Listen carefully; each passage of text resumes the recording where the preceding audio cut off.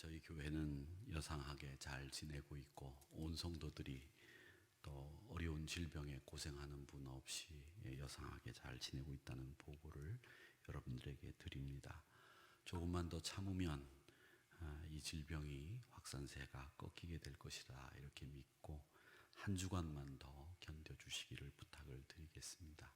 그래서 우리 함께 이 병마가 우리나라를 떠나고 또 질병을 앓는 분들이 빨리 치유함을 받아서 회복이 되는 역사가 일어나기를 바랍니다. 이곳저곳에서 아우성들이 들리고 또 고통당하고 있는데 저도 어제 마스크를 사러 약국에 갔는데 마스크가 한 장도 없었습니다. 그래서 내일 사러 오겠다. 그래서 오늘 오전에 사러 가려고 생각을 했는데 쓸 것이 지금 있는데 내가 먼저 사서 뭐 하겠나 이런 생각이 들어서 필요한 분들이 구입을 할 수 있도록 했으면 좋겠다 이런 생각이 들고, 또 길을 다닐 때는 쓰지 않고 사람이 만날 때든지 또 가깝게 근접거리에서 사람을 이렇게 볼 때는 마스크를 쓰고 이렇게 하면서 아끼려고 합니다. 괜히 이게 불안 심리 때문에 더 마스크를 사재기하고 또 매점매석하는 나쁜 사람들이 있다는 뉴스를 볼 때마다 좀 안타까운 생각이 드는데, 우리가 이럴 때일수록 믿음의 사람들이 솔선수범하고 또 믿음의 사람들이 불안하기보다는 우리가 이 질병을 치유하고 하나님을 의지하는 마음으로 잘 이겨내가야 되겠다라는 생각을 갖는 것이 필요하겠다는 생각을 해봅니다. 지난주에 우리는 밧세바라고 하는 다윗의 아내이면서 솔로몬의 어머니였던 그 밧세바를 살펴보았습니다. 오늘은 룻기서의 주인공인 룻을 살펴보면서 하나님이 우리에게 주시는 메시지를 살펴보려고 하고 또 받으려고 합니다.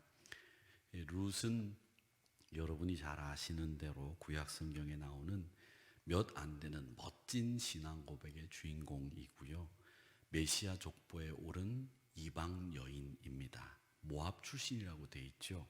모압은 여러분 보시는 것처럼 성경에 이스라엘 오른쪽 하단 지역의 에돔, 모압, 암몬 이 세 나라가 오른쪽에 위치하고 있으면서 이스라엘을 수시로 괴롭혔던 나라 중에 하나가 모압이라고 하는 나라입니다. 지중해 쪽으로 있는 블레셋, 이 사람들과 모압, 암몬, 에돔 이렇게, 또 위에 있는 두로와 시돈 그리고 다메섹, 다 이스라엘 백성들을 괴롭혔던 인근 주변의 나라들입니다. 그 중에 이 모압 출신의 여인이 룻인데, 나중에 룻은 다윗의 증조모가 됩니다. 다윗의 아버지가 이새죠. 이새의 아버지가 오벳인데 이 오벳이 룻과 보아스 사이에 태어난 아들입니다. 그래서 증조모가 되는 셈이 되는데, 이 룻 이야기를 하면 우리는 신앙의 결단 그리고 또 순종, 회복 이런 이야기들이 생각이 납니다. 그만큼 룻은 이방 여인이면서도 자신의 확고한 신앙의 결단과 순종, 그리고 그 결단을 굽히지 않는 실현, 실천, 순종이었죠. 이런 것을 통해서 하나님의 구속 역사를 만들어가는 여인으로 등장합니다. 자, 이 이야기를 우리가 먼저 배경부터 좀 살펴봐야 되겠는데, 이 베들레헴 팔레스타인 지역은 1년에 2차례 비가 온다고 제가 자주 말씀을 드렸죠. 이른 비, 늦은 비, 2차례 비가 옵니다. 이른 비가 11월에 오는 비, 늦은 비가 4월에 오는 비. 우리가 생각하기에 거꾸로 됐다 이렇게 말씀을 드렸는데, 이른 비는 파종을 하고 난 뒤에 맞는 비, 그 다음에 늦은 비는 이 4월 달은 씨를 뿌리기 전에 맞는 비, 이게 늦은 비입니다. 근데 이 비가 안 오면, 1년에 2차례 오는 이 비가 안 오면 기근이 들고 농작물을 추수할 수 없게 됩니다. 그러니까 비가 오지 않게 되면 천수답처럼 농사를 지을 수 없는 환경이 이스라엘 환경이었는데, 이 베들레헴에 이렇게 비가 오지 않아서 흉년이 들었습니다.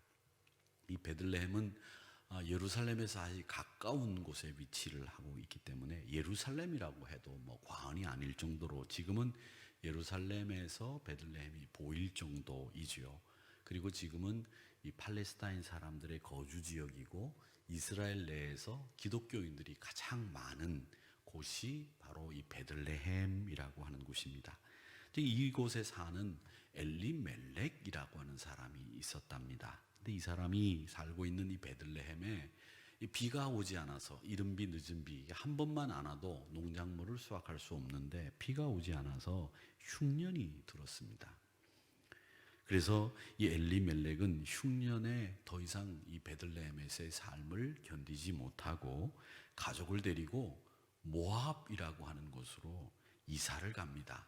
다른 나라로 이사를 갔기 때문에 사실은 이민이라고 하는 말이 더 적당하리라고 보여지는데, 여러분 보이시는 것처럼 베들레헴에서 이 사해를 건너뛰어서 이 모압이라고 하는 곳으로 이사를 갑니다. 그 모압 밑에는 에돔이 있는데 이곳은 광야 지역이기 때문에 살기가 힘들고, 사실은 그 위쪽 사회 그 사자가 있는 오른쪽 여러분 보실 때 그쪽이 암몬이라고 하는 그 사람들이 살고 있는데, 이 지역이 훨씬 더 비옥합니다만은 이 사람들이 워낙 거친 사람들이라 조금은 유순한 모압 사람들과 같이 살 것이다 생각을 했는지 이 엘리멜렉이 이 사해를 거쳐서 모압이라고 하는 곳으로 이사를 갔습니다. 자, 그런데 이 엘리멜렉이라고 하는 사람에 대해서 조금 생각을 해볼 필요가 있는데, 이 엘리멜렉이라는 사람은 그 이름을 여러분 미루어 짐작해 보시건대 그 이름이 낯설지 않죠. 근데 그 이름은 아마 이 사람이 제사장 집안이 아니겠는가, 아니면 하나님을 굉장히 사랑하는 사람이었을 것이다, 그런 가정에서 태어났을 것이다 라는 짐작을 하게끔 만드는 이름입니다. 왜냐하면 그 이름의 뜻이 나의 하나님은 왕이시다 라는 뜻을 가지고 있는 이름이 엘리멜렉이기 때문에 그렇습니다.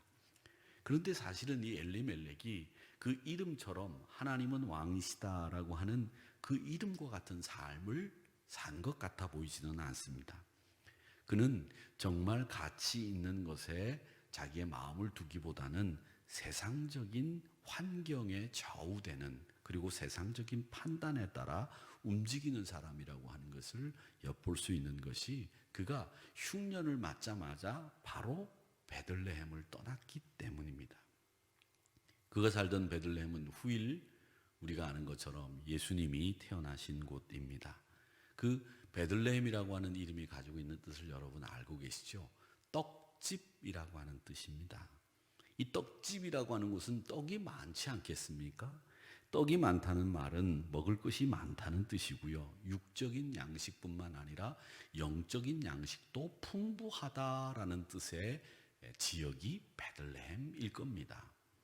그런데 영적으로 하나님이 떡집이라고 이름을 정해 놓으신 이 풍성한 베들레헴을 단지 육신적인 기근을 해결하지 못하는 흉년이 들었다고 해서 그 베들레헴을 버리고 길을 재촉해서 이방 땅으로 육신의 음식을 구하기 위해서 가족과 함께 떠나고 그 베들레헴을 버렸다.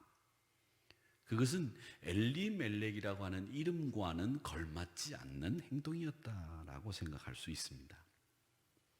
젖과 꿀이 흐르는 땅을 선물로 받고 그곳에 살면 풍성함을 누릴 수 있음에도 불구하고 그곳에 살면서 흉년이 드니까 바로 하나님의 선물을 내동댕이 치곤 모압이라고 하는 이방 땅으로 이사를 가버린 것은 신앙이 흉년을 드는 전주곡의 모습을 보여주고 있습니다. 하나님이 왕이시다라고 하는 그 뜻과 상관없이 세상이 왕인 것처럼 살았던 사람, 그 사람이 엘리멜렉이라고 하는 것을 알 수 있습니다. 그러니까 이름과도 걸맞지 않고 자신이 살고 있는 곳이 얼마나 좋은 곳인지 모르는 사람이 그곳에 살 자격이 있습니까?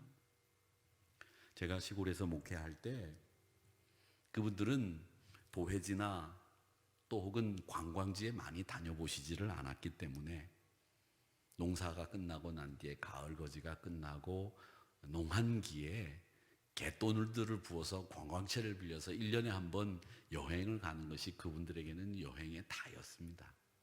하루 갔다 오시는 것이.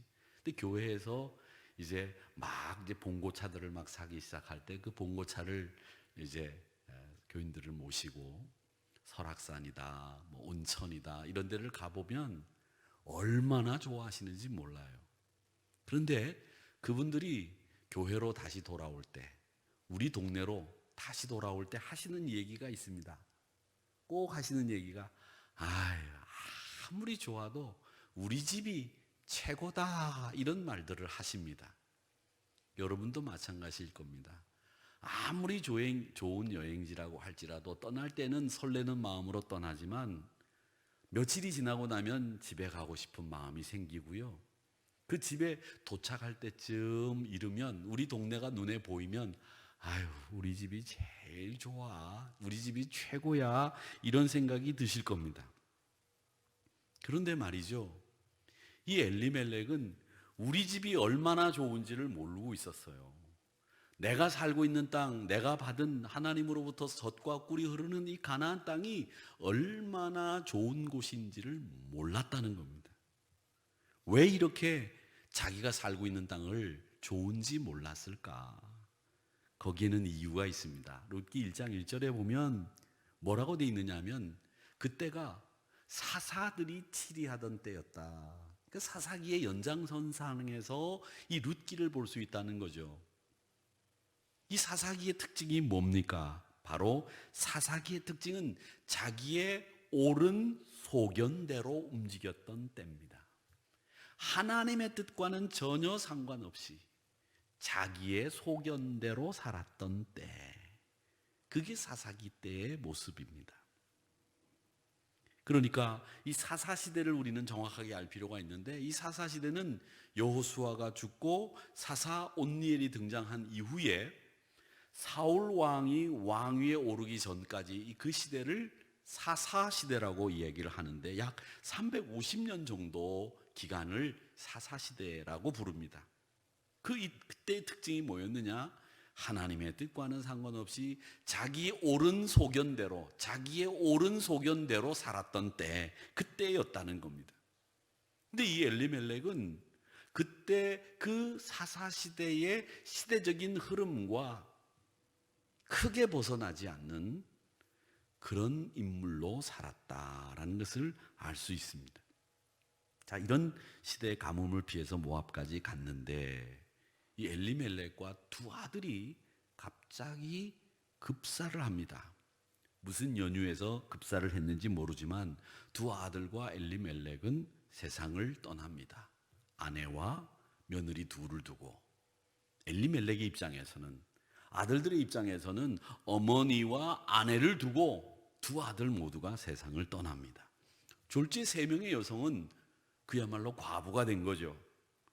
지금 우리가 살고 있는 이 시대의 과부라고 하는 신분은 남편의 재산을 물려받거나 혹은 남편의 연금을 이어받거나 혹은 살아갈 방도가 나름대로 다 있지만, 고대 사회의 과부는 그것도 자식이 없는 과부는 곧 죽음밖에는 달리 해결할 수 있는 방법이 없는, 생활 형편을 해결할 수 없는 극빈자로 전락하는 길이라고 말할 수 있습니다. 그러니까 여기서 생활 방도를 찾아야 되는데, 3명의 여성들은 그 생활 방도를 찾기 위해서 함께 있는 것보다는 각자 집으로 돌아가서 생활 방편을 찾는 것이 훨씬 더 유리하겠다는 판단을 해서 이 시어머니 나오미는 두 며느린 룻과 오르바에게 각각 자신들의 집, 처갓집으로 가라, 이런 결정을 내리고 그렇게 지시를 합니다. 이 나오미가 얘기하는 것을 보십시오. 룻기 1장 12절에 보면 내 딸들아 되돌아가라, 너희 집으로 되돌아가라는 거죠. 나는 늙었다, 남편도 두지 못할 형편이다. 그러니 내가 아들을 낳아서 너희들에게 남편을 줄 수 있는 형편이 아니고, 오늘 밤에 남편을 두어 아들을 낳는다고 하더라도 너희들에게 남편으로 줄 수 있는 형편이 아니다. 그러니 너희들 집으로 돌아가라, 이런 이야기를 합니다. 근데 이 이야기는 한마디로 자기 형편에서, 우리 상황에서 소망이라고 하는 것은 털끝만치도 없다는 얘기죠. 완전히 우리는 빈털털이 됐다. 어떻게 보면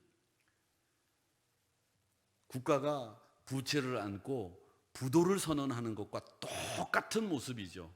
완전히 두 손 두 발 다 들고 세상 앞에서 항복하는 모습으로 나오미는 끝났다, 그렇게 선언을 하는 겁니다. 얼마나 기가 막힌 상황입니까? 남편 세상 떠났지요. 아들 세상 떠났지요. 이 나오미 입장에서 보면 정말 가슴을 찢어도 속이 풀리지 않는 그런 일들을 당한 거죠. 게다가 청상의 두 과부가 며느리로 자기를 쳐다보고 있으니 그 입을, 그 호구지책을 어떻게 마련하냔 말입니다. 그 세 명의 여성은 어쩔 수 없이 흩어져야 되는 합리적이고 상식적인 선택을 한 겁니다.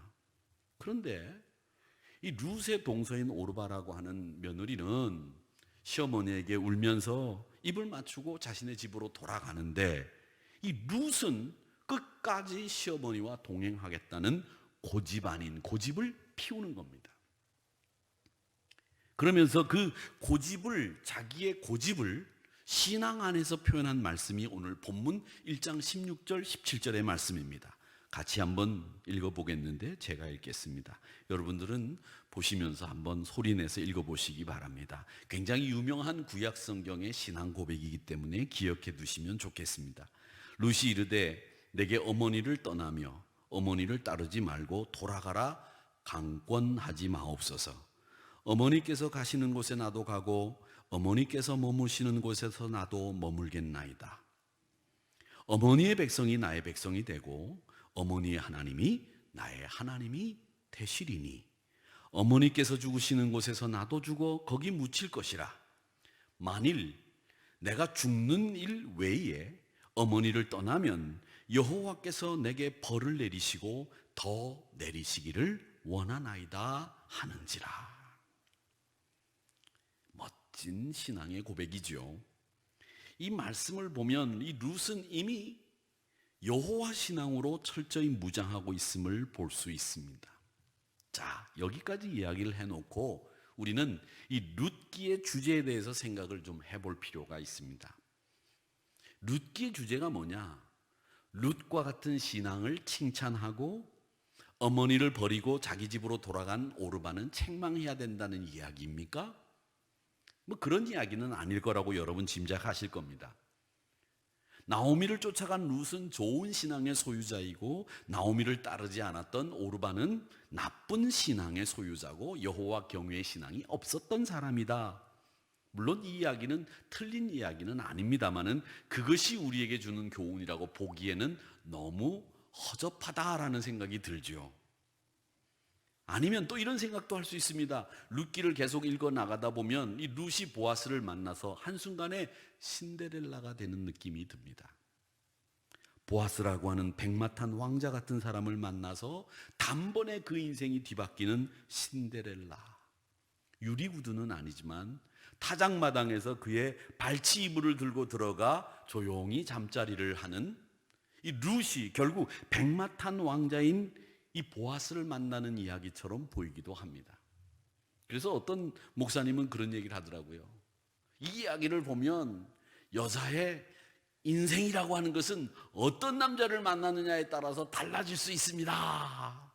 뭐 그런 얘기를 하는 것처럼 이야기를 하시는 분들이 있지만 그것이 이 룻기의 교훈일 수 없습니다. 성경은 이 보아스를 가리켜서 기업을 물을 자라는 표현을 해두고 있는데, 이 기업을 물을 자라는 말은 무슨 뜻이냐면 룻 그리고 나오미가 가지고 있는 빚을 한 번에 청산해 줄 수 있는 위치에 있는 사람이라는 뜻입니다. 그래서 나오미는 자신의 며느리 룻과 보아스가 결혼했으면 좋겠다는 생각을 피력하는데, 그리고 나오미는 룻에게 타작마당에 내려가서 발치 이불을 들고 거기 누우라고 지시를 하는데, 이런 이야기가 경제적인 문제를 해결하기 위해서 이 나오미가 룻에게 이야기하는 것처럼 보입니다. 그래서 부자인 남편을 만나서 경제적인 형편이 나아졌다는 교훈을 하는 것도 아니고, 오르바가 신앙이 없는 사람이고 룻은 신앙이 좋은 여자다라는 교훈을 이야기하는 것도 아니고, 이 이야기가 도대체 무슨 이야기를 우리에게 하고자 하느냐, 그걸 우리는 룻을 통해서 캐치를 해내야 되고 추출해내야 됩니다. 먼저 우리가 여기서 이 신데렐라라고 하는 환상을 깨치기 위해서는 성경학자들이 이야기하는 이 루시 타작마당에 보아스의 발치 이불을 들쳐서 들어가는 장면에 대한 이해를 하셔야 됩니다.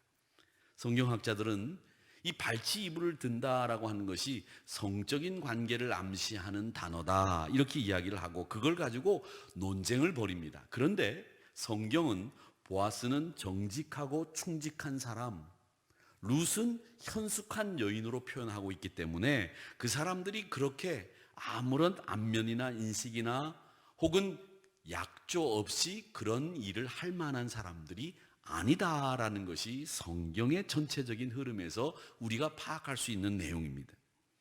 그런데 이 발치 이불이라고 하는 말은 히브리어로 무슨 뜻이냐면 마글로그로타브라고 합니다. 마르글로타브라고 하는 이 말은 뭐냐면 이불이라고 하는 말보다는 달이라고 하는 해석이 더 가능성이 있는 해석이다 이렇게 이야기를 합니다. 그런데 이것을 남자의 상징이라고 이야기하는 분들은 이게 성적인 관계를 이야기하는 거라고 얘기를 하지만 사실은 이불이 아니고 이 말은 옷자락이라고 해석하는 것이 맞다라는 겁니다. 여러분 기억나시는지 모르겠습니다만은 저는 학교 다닐 때 알퐁스 도데라고 하는 사람이 쓴 별이라고 하는 이 조그만한 이 단편 소설을 읽은 적이 있습니다.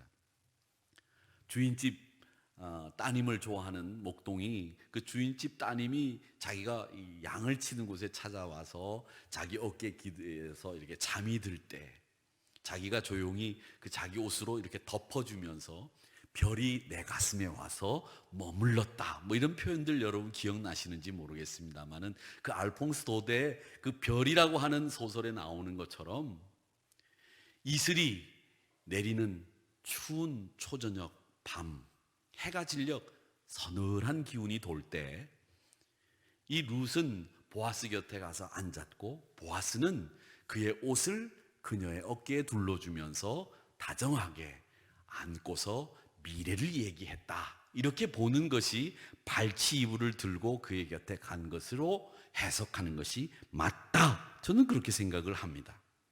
그러니까 이 이야기는 어떻게 보면 둘이 다정하게 시간을 보냈다라는 이야기를 가지고 성경학자들은 이렇다 저렇다 구구하게 오늘날 살고 있는 현대인들의 입장에서 이 이야기를 해석하지만 현숙한 여인과 정직하고 충직한 이 보아스는 하나님 앞에서 부끄러움 없이 서로를 위해주는 마음으로 배려하는 마음으로 초저녁에 차가운 이슬을 피하면서 미래를 꿈꾸고 서로 다정하게 대화를 나누면서 누군가 이 사람이 나에게 어떤 사람인가를 알아가는 과정을 보냈을 것이다 이렇게 추측을 해볼 수 있습니다.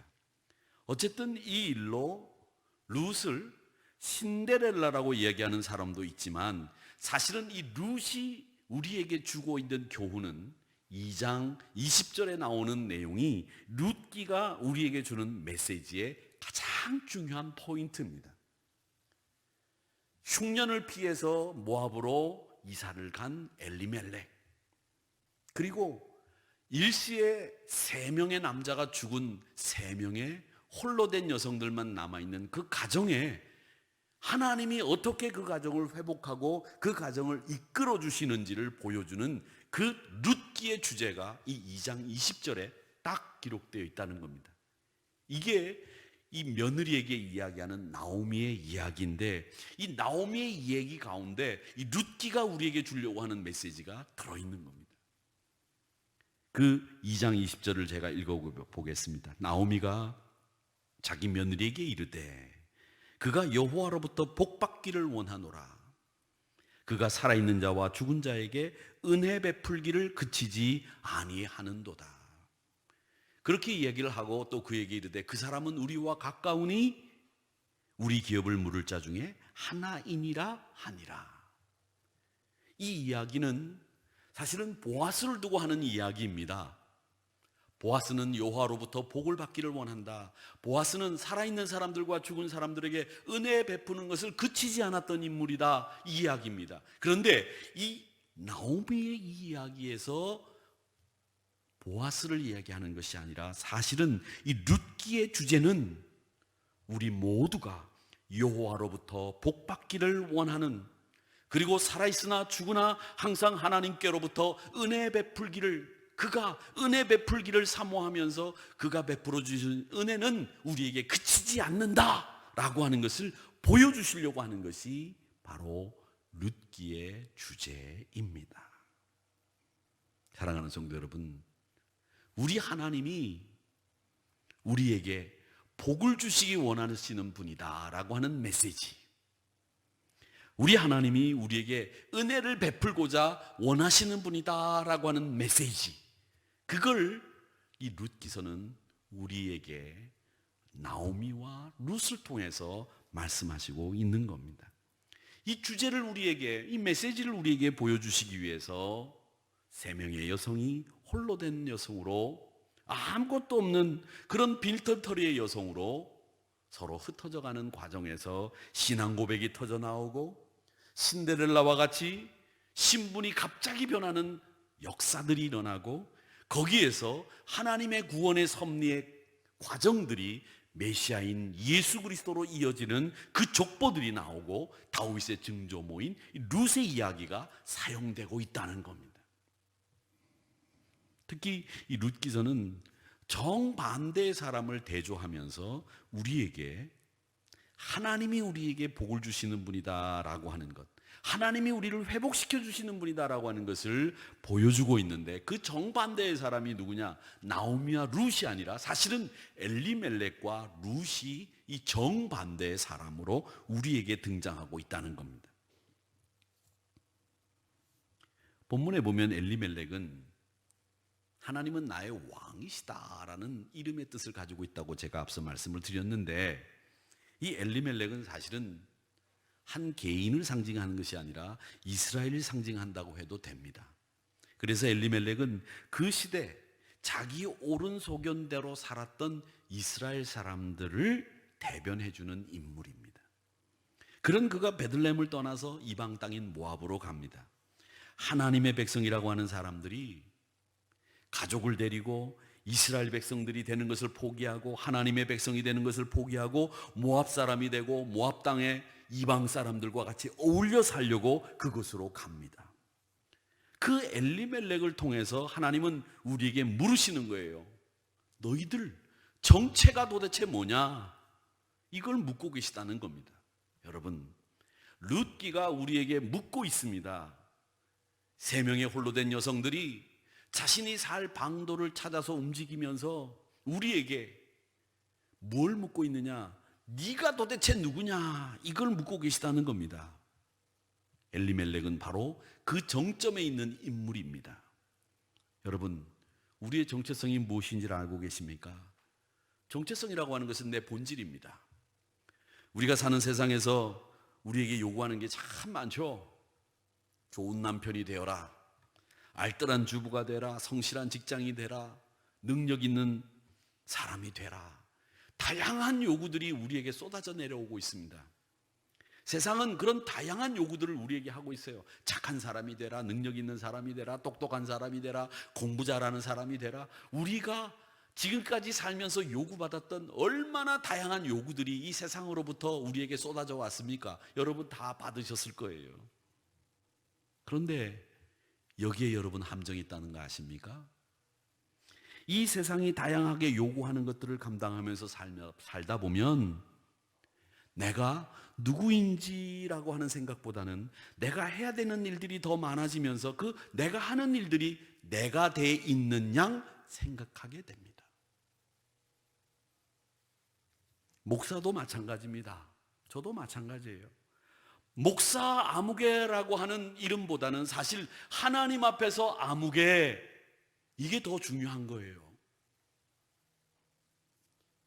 하나님 앞에서 윤창룡이라고 하는 정체성이 훨씬 더 중요한 것이지, 목사 윤창룡이라고 하는 정체성은 목사로서 내가 감당해야 될 사명에 붙잡힌 바 되어 있는 내 사명에 관련된 나의 모습일 뿐이에요. 정말 나의 정체성은 뭐냐? 하나님 앞에서 내가 살아가고 있는 내 안을 채울 수 있는 그 무언가가, 내 본질이 무언가를 살펴볼 수 있는 게 나의 정체성이 아닐까요? 지금 엘리멜렉과 이스라엘 백성들은 흉년이라고 하는 것 앞에서 자기 정체성을 상실해 버렸습니다. 기근이라고 하는 것 앞에서 자기가 누구인지 잃어버린 채로 모압으로 가버렸어요. 여러분, 우리가 하는 일들이 우리의 정체성을 결정지을 수 있는 게 아닙니다. 우리가 하는 일이 잘못되면 내 정체성이 훼손됩니까? 그렇다면 여러분은 그 일을 잘못하고 계신 거예요. 룻을 보세요. 그녀는 분명한 자신의 정체성을 가지고 있었던 고백을 하고 있습니다. 16절에 뭐라고 얘기합니까? 어머니의 백성이 나의 백성이 되고 어머니의 하나님이 나의 하나님이 되시리니. 나는 하나님 앞에서 어떤 사람인지를 분명하게 말하고 있습니다. 내가 누구인지를 알고 있다는 거죠. 나는 이스라엘 백성입니다. 나는 하나님의 딸입니다. 이런 정체성이 있기 때문에 이런 고백이 터져 나오는 거죠. 엘리멜렉은 이게 없었습니다. 내가 누굽니까? 저는 이 정체성에 대해서 얘기를 할 때 항상 머릿속에 떠오르는 생각이 창세기 3장 19절의 말씀이 떠오릅니다. 창세기 3장 19절의 말씀은 이렇게 되어 있습니다. 너는 흙이니 흙으로 돌아갈 것이니라. 우리는 흙입니다. 그런데 하나님이 그 흙으로 우리를 빚으셔서 생명을 넣으시고 우리로 생명으로 살아갈 수 있도록 만들어 주셨기 때문에 우리가 하나님을 떠난 내 정체성을 만들어 갔다. 그것은 틀린 정체성이고 그건 언제나 무너지게 되어 있는 정체성. 사랑하는 성도 여러분, 우리가 이것을 알아야 돌아갈 곳이 어디인지를 알게 되는 것이고 이걸 알아야 우리가 더 열심히 하나님을 사랑하고 섬기게 됩니다. 목사로서, 장로님으로서, 권사님으로서 여러분의 정체성이 분명히 있겠죠. 그러나 그게 실제로 여러분의 본질이기보다는 하나님 앞에서 내가 누구인지를 분명히 인식하고 있을 때 그게 여러분의 정체성이에요. 그게 본질이에요. 내가 하고 있는 일이 나의 본질을 결정짓는 게 아니라는 거죠. 내가 하고 있는 사명은 내가 하나님 앞에 부름에 응하는 내 모습일 뿐이지 내 본질, 에센스는 하나님 앞에서의 나의 에센스, 본질이 뭐냐? 이렇게 물어봤을 때 그 에센스가 하나님, 내 하나님이 나에게는 어떤 분입니다. 내가 지금 서 있는 위치에서 하나님 앞에서 내가 무엇을 생각하고 어떤 자세로 살아가야 되는지 이 정체성이 확실하지 않으면 우리는 언제나 시대 조류 앞에 흔들리게 되어 있어요.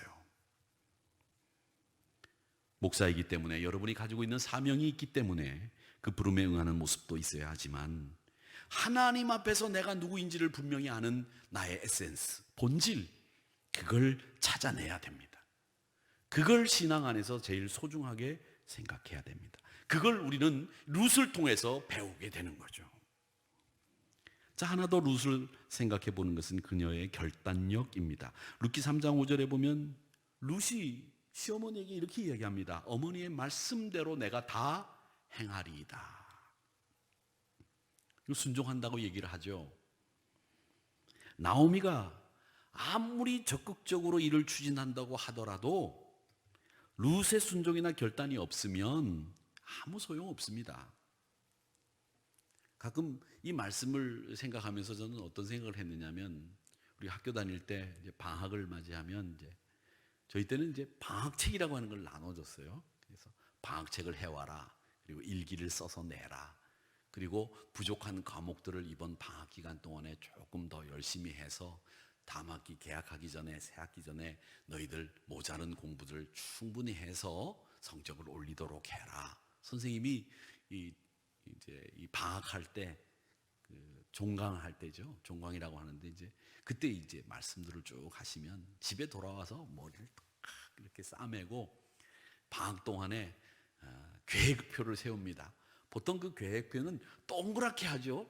다 이렇게 동그랗게 해가지고 가운데 이렇게 콤파스를 이렇게 그린 다음에 시간을 이렇게 24시간 그리고 10시부터 뭐 6시까지 취침 이렇게 쓰고 아침에 일어나면 세수 세수는 안 할까봐 그 세수를 꼭 쓰죠. 세수.